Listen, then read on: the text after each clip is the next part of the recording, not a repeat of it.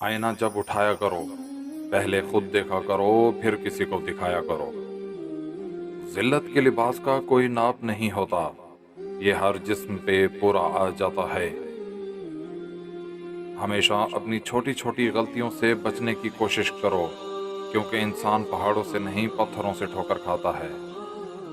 سب سے برا کھیل وہ ہے جو کسی کے خلوص کے ساتھ کھیلا جائے۔ بعض تکلیفوں اور پریشانیوں میں انسان کے لیے خیر چھپی ہوتی ہے۔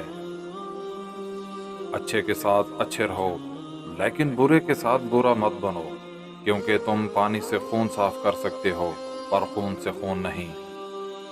کسی کو نصیحت کرنا آسان ہے، مگر کسی سے نصیحت سننا بہت مشکل ہے۔ تمیزدار لوگ بدتمیز لوگوں کی بدتمیزی کو بھی بڑی تمیز سے برداشت کر لیتے ہیں۔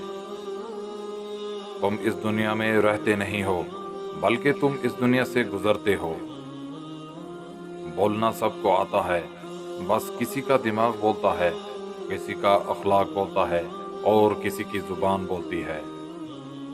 لوگوں پر 3 احسان کرو: نفع نہیں دے سکتے تو نقصان نہ کرو، خوش نہیں کر سکتے تو رنجیدہ نہ کرو، اور تعریف نہیں کر سکتے تو برائی نہ کرو۔